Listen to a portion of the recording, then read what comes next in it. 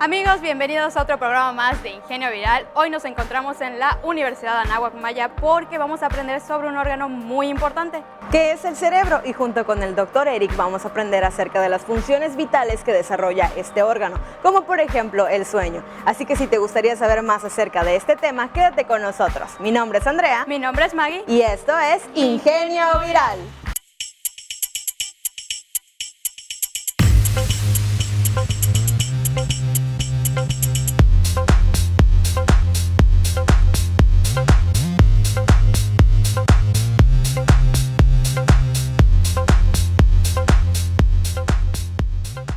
¿Qué tal amigos? ¿Cómo están? Bienvenidos a un programa de Ingenio Viral. El día de hoy me encuentro con el doctor Eric Murillo Rodríguez, coordinador de investigación de la Escuela de Medicina de la Universidad Anáhuac Maya, y nos encontramos en el laboratorio de genómica. Bien, doctor, ¿qué tal? ¿Cómo está? Hola, ¿qué tal? Muy buenos días. ¿Cómo están, amigos? Bueno, estamos hablando, o el tema de este programa es las neurociencias, la ciencia del cerebro, este órgano tan importante y vital dentro de la vida de cualquier ser humano. Pero antes de hablar más acerca del tema y el trabajo que se desarrolla en esta universidad, ¿por qué no comenzamos con la información básica, con los conceptos más generales para que los chicos puedan entenderlo? Claro que sí. Primero, ¿podría contestarnos esta pregunta? ¿Qué es el cerebro? Bueno, el cerebro, desde mi muy particular punto de vista, es uno de los órganos más maravillosos con los que contamos, porque ya que gracias a él nosotros tenemos la interacción con la realidad, es decir, tenemos la capacidad de percibir muchos estímulos y también generar respuestas ante estos. Y bien, ¿cómo funciona el cerebro? Bueno, esa pregunta está muy complicada porque llevamos siglos estudiando el cerebro y aún no terminamos de entenderlo. Sin embargo, para nuestros amigos que nos están escuchando y observando, quisiera compartirles que el cerebro ha sido categorizado en función de sus áreas, es decir, qué partes tiene, estas partes, qué hacen precisamente, qué núcleos tiene el cerebro y estos núcleos, qué tipo de moléculas secretan, qué tipo de respuestas generan, emocionales, de pensamiento, de lenguaje. Entonces, con el desarrollo de la investigación sobre las neurociencias hemos logrado entender un poco más el funcionamiento del cerebro, pero ciertamente es muy complejo. Se dice que, por ejemplo, los seres humanos solo utilizamos un porcentaje muy bajo de nuestro cerebro, ¿es verdad? Bueno, hay muchos mitos sobre esto. No existe evidencia científica en la literatura que demuestre cuál es el porcentaje que utilizamos. Es más, ni siquiera sabemos cuál es el potencial total del cerebro. He escuchado y he visto inclusive notas que dicen que utilizamos el 10%, 5%, pues si eso fuera cierto necesitaríamos saber cuál es el 100%, claro, para tener entonces esa referencia. Entonces no tenemos hoy en día una evidencia científica sólida que nos señale cuál es el porcentaje real del uso. Lo que sí tenemos como evidencia es que el cerebro funciona y funciona muy bien. Y bueno, también hay ciertos datos que nos dicen que el cerebro humano pesa alrededor de 2 kilogramos. A comparación de otros animales, ¿cuál es el tamaño del cerebro humano? ¿Es bastante grande o es pequeño? Bueno, yo creo que en términos comparativos, pues obviamente pues el cerebro del ser humano es pequeño si lo comparamos con los otros mamíferos más grandes, digamos como, no sé, un oso, una cosa así. Pero pues también si lo comparamos con otros mamíferos, como son por ejemplo los perros, sobre todo los chihuahuas, entenderemos que el tamaño es distinto, pero pues más que irnos por cuestiones de tamaño, aquí lo interesante es fascinarnos por las funciones que controla el cerebro, ¿no? Entonces, por ejemplo, ahorita que estamos platicando, el cerebro tiene la capacidad para coordinar las palabras que estamos diciendo, y para que eso suceda, el cerebro tiene que entender lo que está escuchando, medir el tiempo en lo que está escuchando y luego medir el tiempo en la cual va a emitir una respuesta. Esto quiere decir que el cerebro está funcionando a velocidades muy rápidas para poder entender lo que estamos diciendo y generar la respuesta adecuada en tiempo adecuado. También ha habido casos muy famosos de personas que tienen accidentes, quedan inconscientes un periodo de tiempo y cuando despiertan resulta que saben otro idioma. Bueno, yo no conozco en la literatura sobre estos casos, pueden ser anecdóticos. Sin embargo, pues es importante que comentemos que, sobre todo en esta época de las fake news, que hay que irnos a la literatura científica, hay que verificar esta información porque si esto fuera cierto, pues muchos a lo mejor quisieran tener ese tipo de accidentes Por favor. para mejorar pues el español de entrada, ¿no? Pero ciertamente lo que hay que hacer es buscar la evidencia que es la que ha sido probada con metodologías científicas. ¿Usted considera que en algún futuro se podría crear un cerebro que funcione perfectamente como el del ser humano? Que lleguemos a desarrollarlo por completo. Bueno, no lo sé ciertamente si nos va a tocar verlo. Es muy seguro que los intentos se están haciendo al respecto, sobre todo porque, bueno, pues una computadora hoy en día, pues, imita algunas de las funciones, no todas, por supuesto, ¿no? Tiene sus limitaciones. Claro. Pero no sé si nuestros amigos están enterados de este robot humanoide que se llama Sofía, que básicamente es un robot derivado de inteligencia artificial. Entonces el robot prácticamente lo que tiene es una figura humana y también tiene algunas expresiones faciales interesantes. Esto lo saco a colación porque pues, nos estamos acercando no nada más a crear un cerebro, sino una persona completa que emite emociones y pensamientos parecidos a alguien que es en términos orgánicos, digamos, ¿no? Y es que lo hemos visto muchísimas veces en libros, en películas. El ser humano siempre ha estado muy consciente y muy curioso acerca del misterio del cerebro. Todas las actividades que realiza, todo lo que coordina, siempre nos deja muy en incógnita. Claro. Miren, yo creo que este ejercicio lo pueden hacer ustedes en sus casas o con sus amigos. Y les pido que cierren los ojos y se acuerden de su abuelita. Indudablemente van a traer un recuerdo, no sé si positivo o negativo, eso no lo sé. Esperemos que positivo. Pero indudablemente el evocar un recuerdo viene acompañado de emociones. Entonces, esa es una de las tantas maravillas del cerebro, que podemos emitir pensamientos, podemos emitir lenguaje y también nos manejamos por emociones. Si usted pudiera decir una de las cosas que más le parece atractivo o interesante de las características del cerebro, ¿cuál sería? Que dormimos. Exacto. Que dormimos. Mi área de investigación es la neurobiología del sueño, es decir, cómo le hace el cerebro para ponernos a dormir o estar despiertos. Y es un área que, además de que es mi campo de investigación, no deja de fascinarme. Claro, aún realmente no hay una respuesta científica del por qué dormimos. Bueno, no nada más por qué dormimos, sino por qué soñamos, ¿no? Hay mucha evidencia, bueno, no mucha tal vez, pero hay suficiente evidencia que señala que las ensoñaciones tienen un papel fundamental en la vida diaria del sujeto, inclusive para controlar cuestiones y evitar brotes de psicosis, por ejemplo, ¿no? Entonces las ensoñaciones es también un producto del cerebro, de la actividad cerebral, y tiene una función que aún no comprendemos en su totalidad. Vaya, de verdad es que el cerebro es un órgano muy interesante y hay mucho más por descubrir, así que amigos, no se vayan de este programa. Continuamos con el doctor Eric Murillo Rodríguez aquí en Ingenio Viral.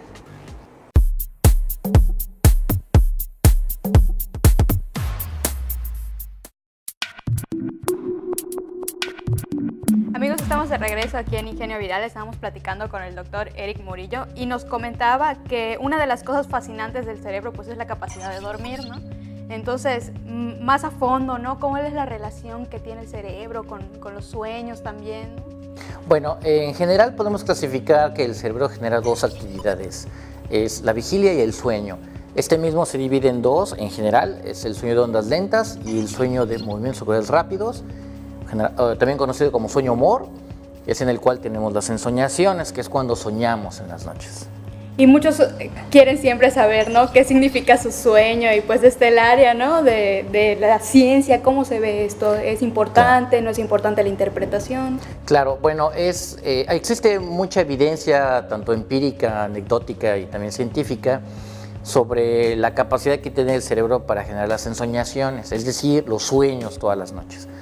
Los significados, bueno, pues es muy difícil categorizarlos porque pues, depende de la experiencia personal, ¿no? Que alguien sueñe con un caballo blanco, pues va a tener un significado distinto si se subió y le gustó el paseo que aquel que se subió y se cayó. Entonces es difícil generalizar un significado. Pero lo interesante es que el cerebro todas las noches genera las ensoñaciones como parte de la experiencia previa, de la vigilia o inclusive de experiencias previas. Eso quiere decir que el cerebro todas las noches nos manda a dormir y al mismo tiempo genera las ensoñaciones. Muchas de estas tienen componentes emocionales, es decir, cuando soñamos siempre va acompañado un elemento de emoción, ya sea que estamos tristes, estamos enojados o tenemos inclusive miedo. Eso lo hace fascinante, porque entonces el cerebro nos manda a dormir, nos pone a soñar y además mete emociones en los sueños. Claro, y por ejemplo, ¿cuál es la relevancia de esto, no? ¿Para qué nos sirve tanto a la sociedad como a los investigadores? Claro. Bueno, el estudio de la neurobiología del sueño incluye la categorización de trastornos del sueño. Entonces hay un compendio que incluye muchos trastornos del sueño. Entre ellos, por ejemplo, los más comunes tal vez es el insomnio, la somnolencia, que es cuando la gente tiene mucho sueño. Entonces, estos estudios nos han permitido entender cómo funciona el cerebro en condiciones normales o no patológicas y en condiciones patológicas, para que conociendo cómo funciona en condiciones no patológicas, podamos proporcionarle a los sujetos que sí tienen algún trastorno una opción terapéutica. Por eso es importante conocer el funcionamiento del cerebro durante el sueño, porque así podemos nosotros proponer nuevas terapias para el tratamiento de algunos o muchos de los trastornos del sueño. Por ejemplo, algunos que nos mencionan los principales, ¿no? Porque pues la mayoría conoce el insomnio, ¿no? Pero también a veces dormir de más, ¿no? Es un problema. Bueno, la somnolencia se entiende como esa presión que tiene el cuerpo para mandarnos dormir, que no se tiene que confundir con cansancio. Entonces, la somnolencia, hay pruebas que te determinan qué tan somnoliente estás. Por ejemplo, si hay una prueba que se llama la prueba de latencias múltiples del sueño. Entonces, al sujeto lo colocan en una cámara de sueño y lo que hacen es le apagan la luz y le toman el tiempo, a ver cuánto tiempo se tarda en dormir. Entonces, si el tiempo es muy cortito, pues hay mucha presión para que él duerma. Entonces, es muy somnolente.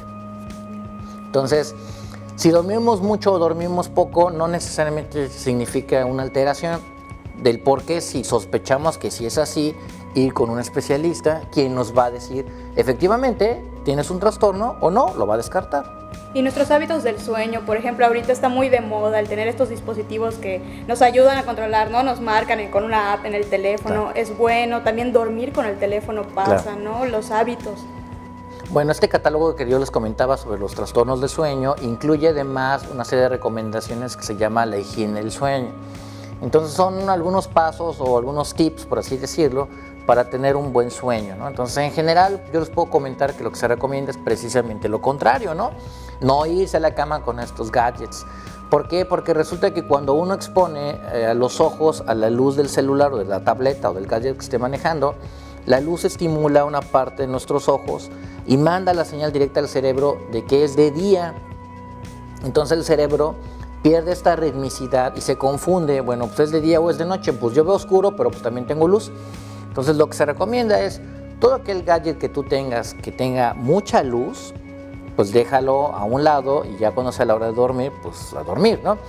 Hay otros gadgets que te miden la cantidad de sueño. Yo en lo particular no los conozco, pero depende de que le llamen sueño, ¿no? Porque recostarme no necesariamente quiere decir que esté dormido. A lo mejor estoy descansando, pero estoy en vigilia, que es distinto, ¿no?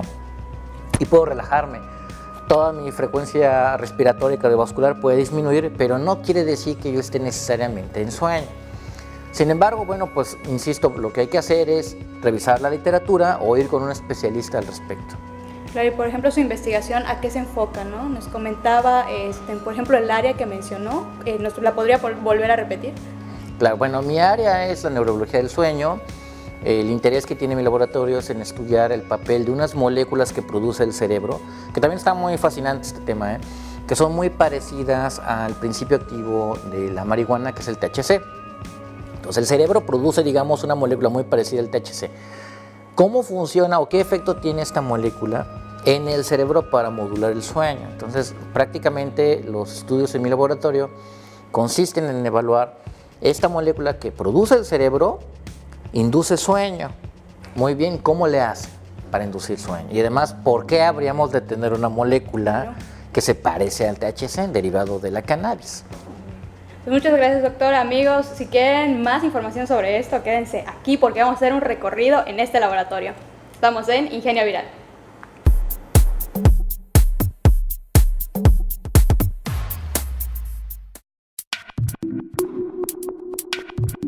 Amigos, estamos de regreso, vamos a conocer un poquito más del laboratorio y sobre todo de los equipos que se necesitan para poder estudiar todo lo que nos comentaba el doctor, que es la relevancia del sueño, ¿no? Entonces, doctor, explíquenos qué tenemos aquí. Claro, bueno, el laboratorio cuenta con diferentes equipos que nos permiten formular preguntas de investigación y de esta forma diseñar también la metodología adecuada. Entonces, en este caso, este equipo es un crióstato.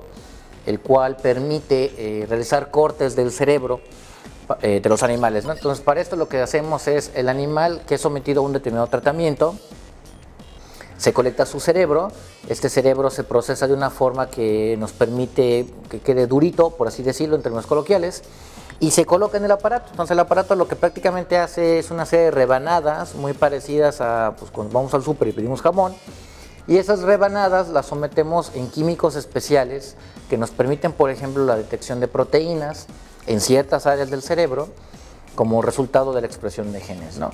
Entonces, por ejemplo, si a nosotros nos interesa determinar si un fármaco induce sueño en ciertas áreas del cerebro y que además promueve la expresión de genes y de proteínas en estas regiones asociadas al sueño, este aparato nos ayuda muchísimo a poder abordar eso.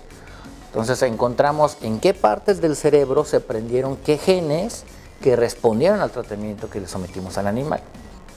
¿Qué otros equipos manejan aquí en el laboratorio? Bueno, acoplado a esto, obviamente tenemos una serie de microscopios que nos permiten observar las laminillas de estas rebanadas, ¿no? Es decir, si yo asumo que va a haber una expresión, pues tengo que ir al microscopio y verificarlo ciertamente, ¿no? Además de esto, tenemos otros equipos que nos permiten también determinar la expresión de genes y nos permiten además pues medir la actividad en diferentes regiones, y son aparatos que prácticamente se utilizan en experimentos de biología molecular, ¿no? Prepárese si nos muestra uno. Claro que sí, adelante.